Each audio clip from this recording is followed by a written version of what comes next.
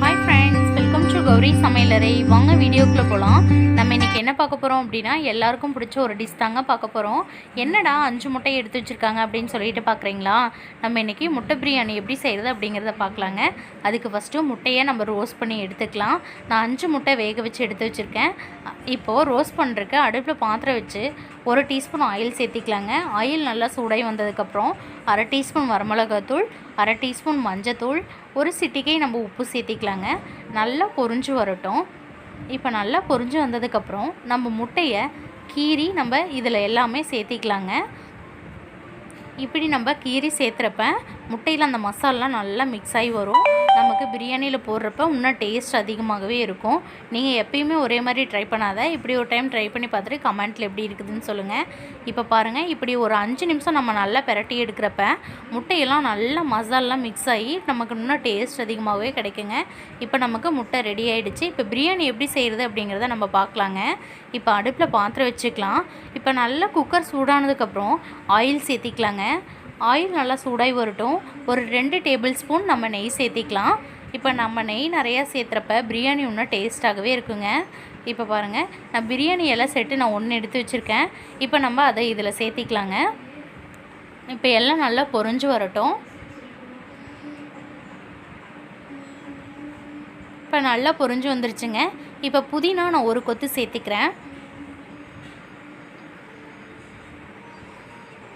நம்ம 1 கைப்பிடி அளவு புதினா சேர்த்து நல்லா பொரிய விட்டுறலாங்க. இப்போ புதினா நல்லா பொரிஞ்சு வந்ததுக்கப்புறம் பெரிய வெங்காயம் நான் 3 பெரிய வெங்காயம் நீல வாக்கில் கட் பண்ணி எடுத்திருக்கேன். அதையும் நம்ம இதில் சேர்த்திக்கலாங்க. சேர்த்தி வெங்காயத்தை நம்ம நல்லா வதக்கிக்கலாம். பிரியாணிக்கு வெங்காயம் நல்லா வதக்கி எடுக்கிறப்ப தான் நமக்கு டேஸ்ட்டாக இருக்கும். இப்போ வெங்காயம் பாருங்கள் நல்லா வதங்கி வந்துருச்சு. இந்த ஸ்டேஜில் இஞ்சி பூண்டு பேஸ்ட்டு நான் 3 டேபிள் ஸ்பூன் அரைச்சி எடுத்து வச்சுருக்கேன். அதை நம்ம இதில் சேர்த்திக்கலாங்க. சேர்த்தி நல்லா வாசம் வரந்தேன்னு நம்ம வதக்கி எடுத்துக்கலாம்.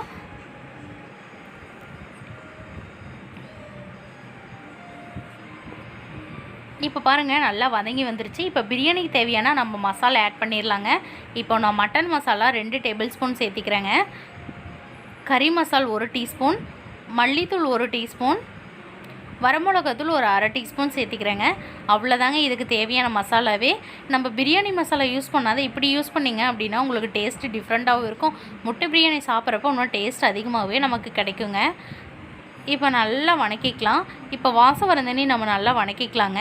இப்போ பாருங்கள் நல்லா வதங்கி வந்துருச்சு. இந்த ஸ்டேஜில் நான் 3 தக்காளி கட் பண்ணி எடுத்து வச்சுருக்கேன். அதை நம்ம இதில் சேர்த்திக்கலாங்க. நான் 1/2 கிலோ அரிசிக்கு நான் மெஷர்மெண்ட் செஞ்சிட்ருக்கேங்க.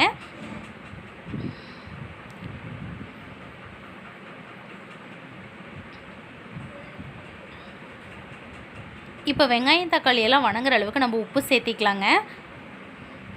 உப்பு சேர்த்து நல்லா கலந்து விட்டுறலாம். இப்போ நல்லா மிக்ஸ் ஆகி வதங்கி வரட்டும். நான் உங்ககிட்ட காமிக்கிறேன். இப்போ பாருங்கள் எல்லாம் நல்லா மிக்ஸ் ஆகி வதங்கி வந்துருச்சுங்க.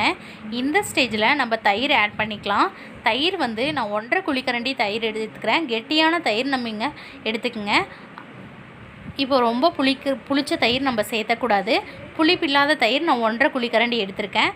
அதை நம்ம இதில் சேர்த்தி ஒரு 2 நிமிஷம் நல்லா மிக்ஸ் ஆகிற அளவுக்கு நல்லா கலந்து விட்டுறலாங்க. இப்போ நல்லா வதங்கி வந்துருச்சு. இந்த ஸ்டேஜில் நான் அரிசி சேர்த்திக்கிறேங்க. அரிசி நம்ம இப்படி சேர்த்து கலந்து விடுறப்ப உதிரி உதிரியாக நமக்கு கிடைக்கும். இப்போ 1 நிமிஷம் நம்ம நல்லா கலந்து விட்டுறலாங்க. இப்போ பிரியாணிக்கு தேவையான அளவு நம்ம உப்பு சேர்த்திக்கலாம். உப்பு சேர்த்து நல்லா கலந்து விட்டுறலாம். இப்போ தண்ணி நம்ம சேர்த்திக்கலாங்க. எனக்கு 2 கிளாஸ் அரிசி வந்துச்சுங்க. நான் 3 கிளாஸ் தண்ணி மட்டும் நான் சேர்த்திருக்கேன். இப்போ கலந்து விட்டு உப்பு காரம்லாம் செக் பண்ணிக்கோங்க. இப்போ நான் தட்டு வச்சு மூடி வச்சிடுறேன். நல்லா கொதிச்சு வரட்டும். இப்போ பாருங்கள் நல்லா கொதிச்சு வந்துருச்சு. இந்த ஸ்டேஜில் நம்ம மல்லித்தழை 1 கொத்து சேர்த்துக்கலாங்க.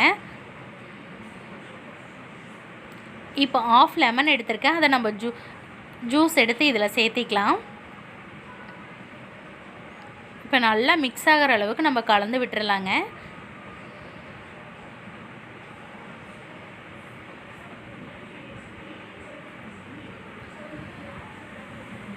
லாஸ்ட்டாக உதிரி உதிரியாக நமக்கு கிடைக்கிறக்காக ஒரே ஒரு டேபிள் ஸ்பூன் மட்டும் நம்ம நெய் சேர்த்திக்கலாங்க.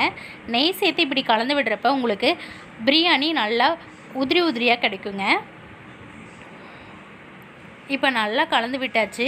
இந்த ஸ்டேஜில் லாஸ்ட்டாக தான் நம்ம முட்டையை ஆட் பண்ணணும். ஃபஸ்ட்டே ஆட் பண்ணோம் அப்படின்னா நல்லா பிரிஞ்சு வந்துடுங்க. அதனால் நம்ம லாஸ்ட்டாக ஆட் பண்ணிக்கலாம்.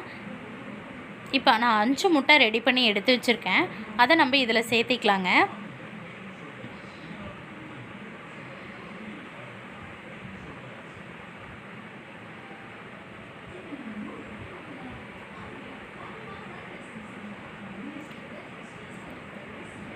புதினா ஒரு கைப்பிடி நம்ம சேர்த்திக்கலாம். சேர்த்தி லைட்டாக மிக்ஸ் பண்ணி விட்டுறலாம். மிக்ஸ் பண்ணி விட்டு மூடி போட்டு நம்ம மூடி வச்சிடலாங்க. ஒரே ஒரு விசில் மட்டும் நம்ம விட்டு எடுத்துக்கலாம். இப்போ நான் விசில் வந்ததுக்கப்புறம் நான் உங்ககிட்ட எப்படி இருக்குதுன்னு சொல்லிட்டு காமிக்கிறேன். இப்போ தான் கௌரி சமையலறை சேனலை ஃபஸ்ட்டு பார்க்குறீங்க அப்படின்னா சப்ஸ்கிரைப் பண்ணி பக்கத்தில் இருக்கிற பெல்லைக்கான கிளிக் பண்ணிக்கோங்க. அவ்வளோதாங்க, மிகவும் சுவையான முட்டை பிரியாணி நமக்கு ரெடி ஆகிடுச்சு. இதே மாதிரி நீங்களும் வீட்டில் ட்ரை பண்ணி பார்த்துட்டு கமெண்ட்டில் எப்படி இருக்குதுன்னு சொல்லுங்கள். Okay, thank you friends. Thanks for வாட்சிங்.